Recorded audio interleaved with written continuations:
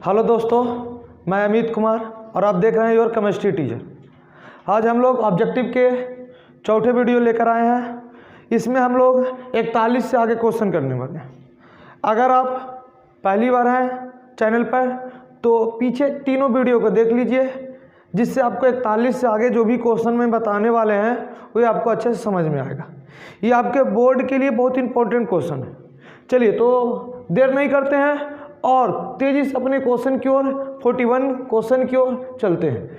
तो जो आज की 41 क्वेश्चन जो है, टोटल 41 जो हम लोग 40 देखे हैं, उससे आज 41 स्टार्ट कर रहे हैं एक एक्स्ट्रा लेकर।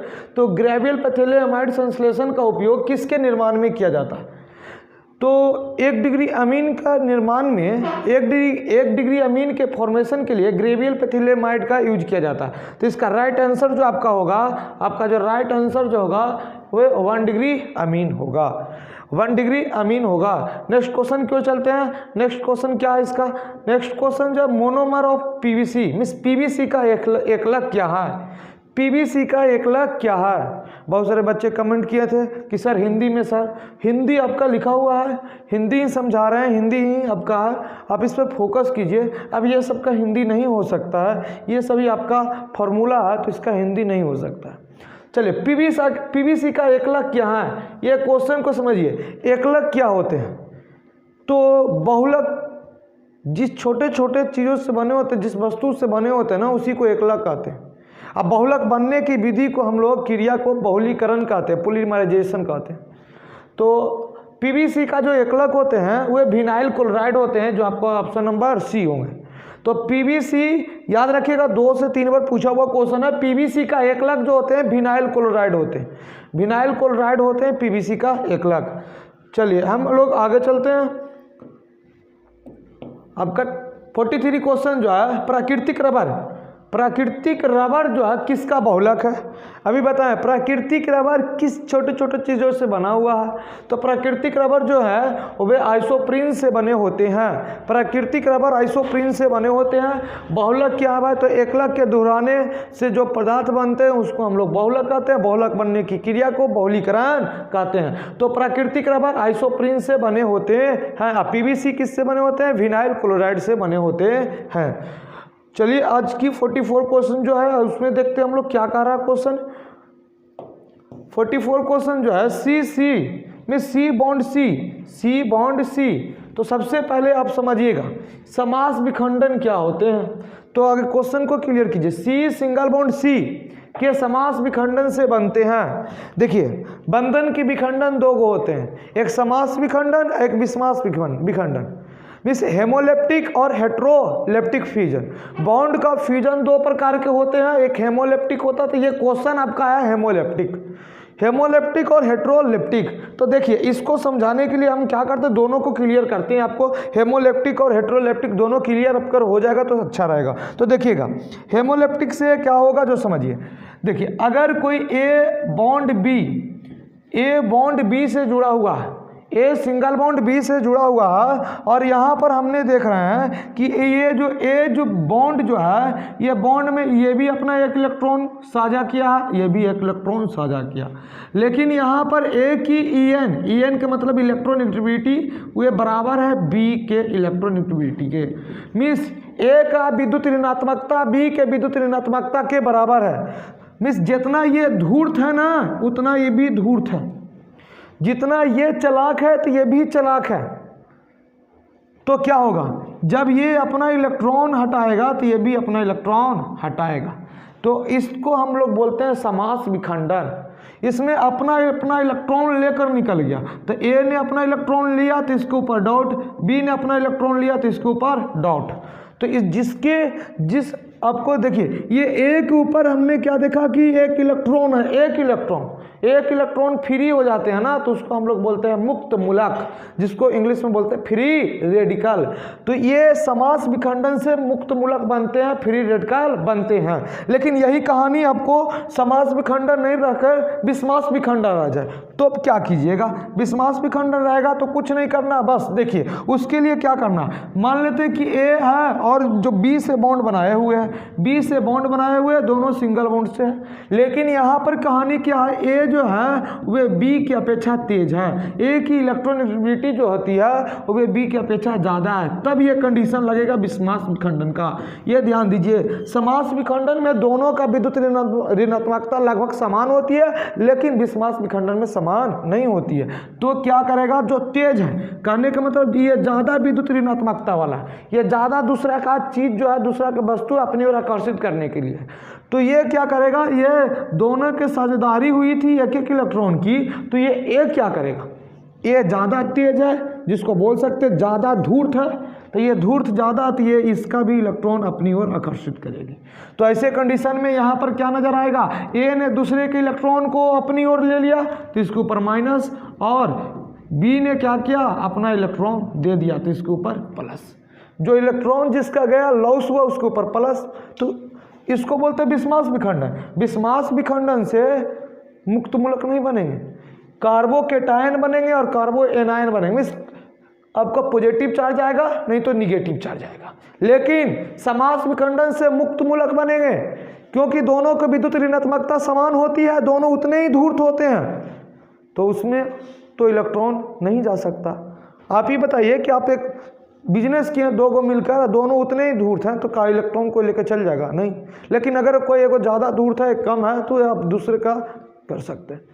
तो हमने यहाँ पर समास विखंडन से समझ गया कि ये समास विखंडन से आपका जो बनेगा फ्री रेडिकल, जिसको मुक्त मूलक कहते हैं, तो ऑप्शन नंबर ए 44 का ऑप्शन ए हो जाएगा। हम लोग आगे बढ़ते हैं, आगे क्या कर रहा है कि इनमें से किस अभिक्रिया का उपयोग अल्केन के निर्माण में होता है। अल्केन बनाने में किस किस अभिक्रिया का यूज करते हैं, अल्केन किस किस अभिक्रिया से बनता है, तो ऊर्ज अभिक्रिया से भी बनता है, कोलवे से भी बनता है, उल्फ किस्नर से बनता है, इसलिए ऑल ऑफ सभी क्वेश्चन होंगे इसमें, सभी क्वेश्चन से बनने हैं। तो चलिए ये आपका 45 का ऑप्शन नंबर डी होगा। नेक्स्ट क्वेश्चन की ओर चलते हैं। नेक्स्ट क्वेश्चन क्या कर रहा है, नेक्स्ट क्वेश्चन 46 क्या है जो देखते हैं। 46 आपका कह रहा है कि द्विबंधन में, क्वेश्चन को क्लियर कीजिए, कौन बंधन की बात कर रहे हैं, द्विबंधन में HX, ठीक है, इधर भी कार्बन होंगे इधर भी कार्बन होंगे, तब तो द्विबंधन बने होंगे। HX के हाइड्रोजन, इसमें भी हाइड्रोजन, देखिए बच्चे इसमें भी हाइड्रोजन उस कार्बन में जाता है जिसमें पहले से अधिक हाइड्रोजन होते हैं। तो आप पिछले वीडियो में मार्कोनी-कोप्स नियम के बारे में मैंने समझाया था, मार्कोनी-कोप्स के नियम। तो मार्कोनी-कोप्स के नियम के अनुसार हम लोग जानते हैं कि पॉजिटिव पार्ट उस कार्बन से जुड़ेगा जहां पर हाइड्रोजन की संख्या ज़्यादा होगा, निगेटिव उस भाग में जुड़ेगा जहां पर हाइड्रोजन की संख्या कम होती है। तो आपका ऑप्शन हो जाएगा मार्कोनी-कोप्स रूल बी। ये इंपॉर्टेंट क्वेश्चन है, 2 नंबर में भी क्वेश्चन आ सकता है मार्कोनी-कोप्स के नियम से आप क्या समझते हैं। चलिए अगला क्वेश्चन की ओर चलते हैं। नेक्स्ट क्वेश्चन की ओर हमने 46 क्वेश्चन देखा। 47 क्वेश्चन क्या कर रहे हैं, जो लिंडलर उत्प्रेरक क्या है, तो PdYSO4 को लिंडलर उत्प्रेरक कहते हैं, ऑप्शन नंबर बी। इसी तरह से 48 क्वेश्चन देखिए। 48 क्वेश्चन क्या कर रहे हैं, लूकस अभिकर्मक है,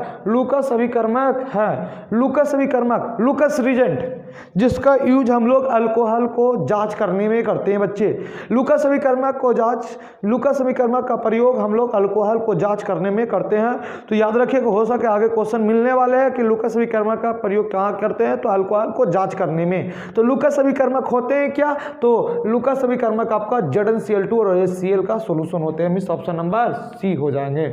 चलिए नेक्स्ट क्वेश्चन क्या है, नेक्स्ट क्वेश्चन का रहा है, Lucas test is used to determine the type of. Lucas अभिकर्मक का जांच किसमें किया जाता है, लीजिए अभी जस्ट बताएं कि अल्कोहल को P alcohol, S alcohol, T alcohol को अगर डिफरेंस करना हो, जांच करना हो आपको, तो वहां पर आप यूज कर सकते हैं क्या चीज, लूकस टेस्ट का। तो आप आंसर दे सकते हैं इजिली वे में अल्कोहल होगा।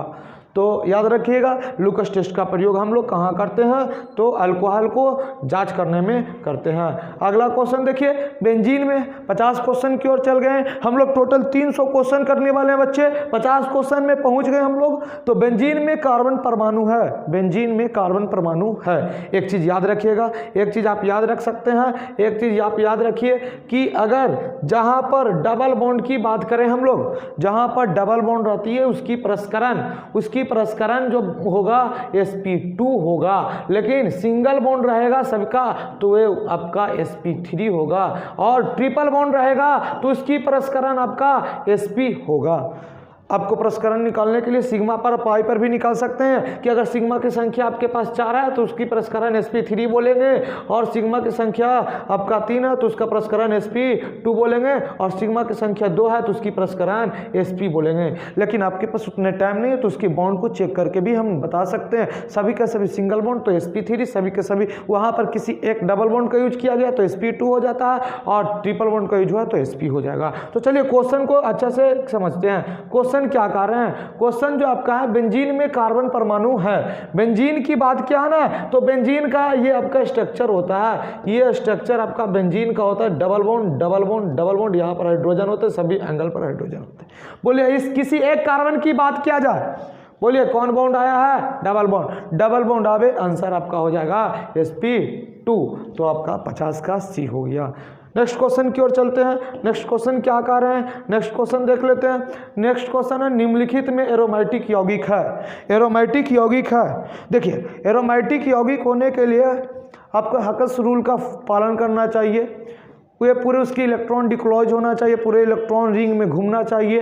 तो उस आप जिसमें बेंजीन का रिंग होना चाहिए आप समझ सकते हैं। तो देखिए इसमें बेंजीन का रिंग नहीं है, इसमें भी नहीं है, इसमें है लेकिन इसकी इलेक्ट्रॉन को घूमने का नहीं है, ये बेंजीन नहीं है, ये आपको साइक्लोहेक्सेन है, ठीक है, ये एक केवल इसमें आप जोड़ेंगे तो अलग नाम होगा इसका।